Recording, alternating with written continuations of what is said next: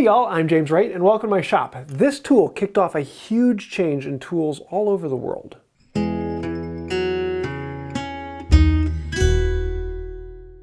These little things are a bit odd, and I remember the first time I came across one of these was at an MWTCA meet, and come to find out there was a box of these handles with nothing on them. This is a combination tool, or combination tool handle, or combination tool holder. They went by a bunch of different names, but most of them have a back end that opens up, and inside you're going to find all kinds of interesting tools. Some of these you would expect, like this screwdriver. They came in all different shapes and sizes, and eventually Phillips. Most of them had a basic chisel, like this 1/4-inch bench chisel. This one even came with 2 chisels in the set. Many of them came with gouges. This one also has a gimlet bit and a reamer.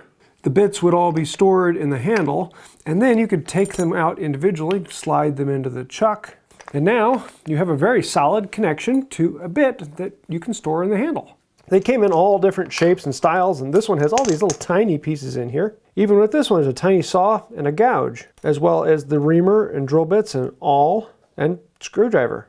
To our modern eye, this is nothing special. There is nothing interesting about a multi-tool. They come in all different types and styles and shapes for all sorts of things. Most tools now you expect to come with multiple pieces to do multiple jobs. It's rare that a tool just does one thing. But in the time when this thing came out, that wasn't the case. A tool did a job, and if you needed to do another job, you got another tool. To really explain this one, let's go back in time and take a look at the world. It's the late 1800s Europe. The Industrial Revolution is just kicking off. People are making things in factories. Lots of people coming together in small areas to produce a product at a cheaper price. And a lot of us are thinking, oh yes, production lines, they make things faster. But that actually wasn't the case. You had a factory where a skilled craftsman would come in and they would make a widget. And the person sitting beside them would make the same widget. And the person sitting over there would make the same widget. Everyone in the factory was making the same widget. But they weren't making stages in the widget. They were all making a whole widget. This made things cheaper for everyone because the factory could purchase at scale. And because everyone was making the same thing with the same system, you could make them quicker and more efficiently. The production line in Europe didn't actually come about until around World War I, when suddenly we need lots of things and we need them now and we need them dirt cheap because we have a war to put on. World War I was a massive paradigm shift for Europe. Yes, they had factories and they were producing lots of things, but they were still producing them in an old way. There were still craftsmen who did the whole process. They made something. And so because of that, every craftsman had their toolbox that had all of their tools to do their particular set. They had a tool for every specific job that did that job very well. After World War I, the production line took over. You had one job, and therefore you had one tool, and that one tool did that one job very well. By the end of World War I, mechanization had taken over completely. Europe transitioned from craftsmen focusing, building on something, to a machine building something. And that's kind of the way we think about how history worked. However, there was an odd caveat to that. It didn't quite happen like that in the US. So let's switch over across the pond to the US. Imagine it's 1860. The Industrial Revolution is starting to kick off in some of the big towns, and there's some things coming about, but it's not huge yet. Most things are made by one person in a shop. And if you looked at planes made at the time, you had a plane maker and they made their plane and they sold their plane. And you have plane makers all over the place. If you look at Pennsylvania, you'll have a plane maker in every town. And there are people who actually go and collect all these planes. And you'll have this particular plane maker for 15, 20 years, they made this particular plane. But just down the road in the next town, you had another plane maker who made the same thing. It was kind of the same thing in Europe, except for rather than being down the town, they were just next to you in the factory. But in the US, we had this thing called the Civil War. Every gun battery that was made in the Civil War had a chest of tools that went with it. And the State Department was looking for ways to save money. They needed to produce things faster, they needed to make them more efficient, and they needed more of them. So how do we save money? See up top here? These are all molding planes, and you'd often have a whole collection of them in your box. You would have a large set of chisels and files and rasps. That meant a big toolbox with a lot of tools. That's kind of expensive. But you know what? All of these chisels, rasps, files, and screwdrivers, they all have a handle. What if our toolbox just had one handle that you could put everything into? Introducing the combination handle. It does all of these things, but you only have to buy one handle. This is just one example the Civil War brought around of how they could save money and make multiple things happen with one tool. Another crazy thing happens in war. You actually have to train soldiers. And so you have a lot of gunnery who were trained to do woodworking because they had to fix the carriages. They had to repair things in order to make them work on the field.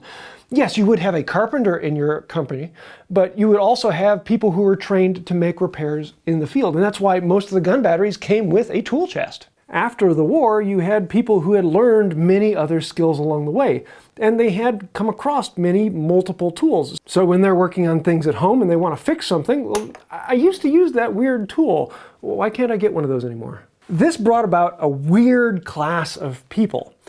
You had someone who wasn't a professional plane maker. They weren't a professional chisel maker. They were kind of a jack of all trades. They learned a whole bunch of trades and skills during the war, and they wanted to use them. A little bit. Maybe not to make money, but maybe to have a little bit of fun on the side. A hobbyist.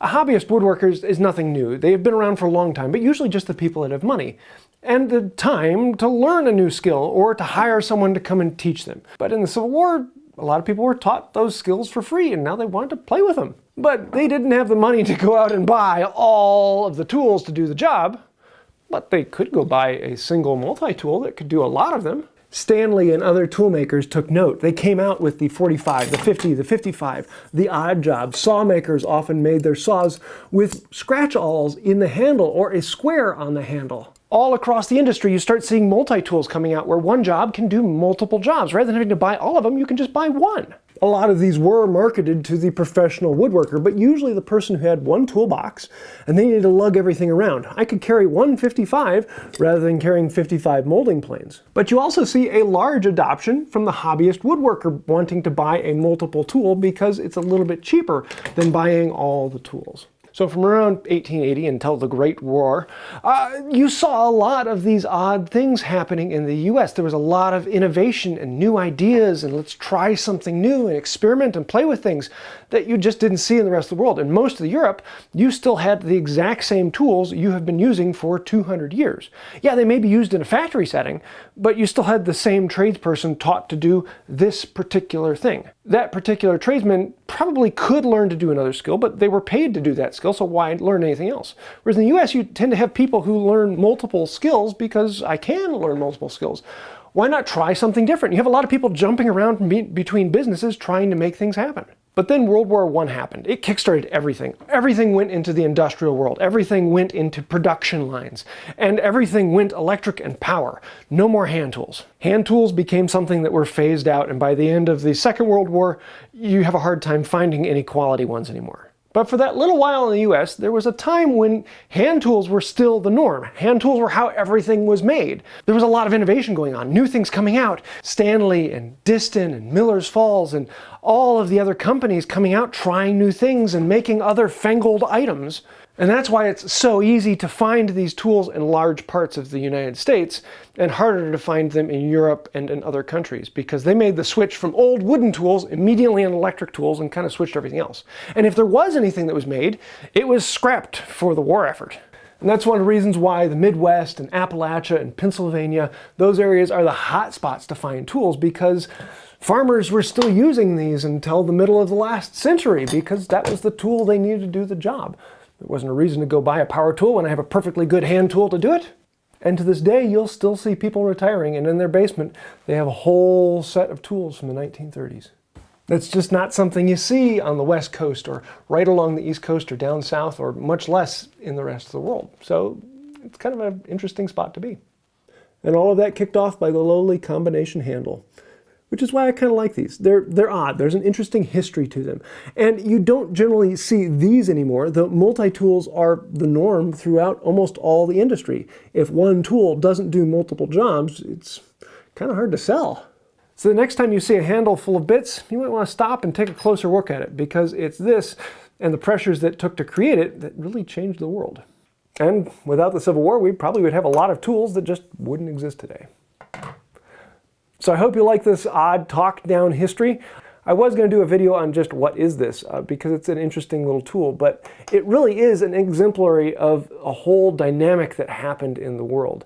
and an interesting thing to think through and talk through. I'd love to hear your thoughts on this. I know this is one that's going to create a lot of weird thoughts and comments. Please put those down below because that does help out the channel.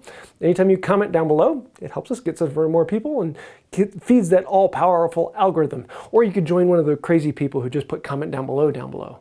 Thank you. That helps us out. If you want to go even farther, though, there are a bunch of names over here. Those are the fantastic, wonderful, benevolent, gorgeous people over on Patreon.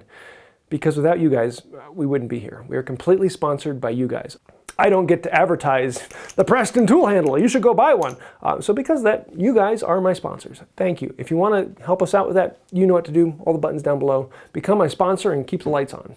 I think that'll do it for now. And until next time, have a wonderful day. Little did you know, but the guy who originally came up with the handle was thinking about something else, and then suddenly right in front of him, a butterfly flapped, and it gave him the concept. And that's how we now know that a butterfly flapping its wings can change the course of history. It's also why the oldest tools have wings on them.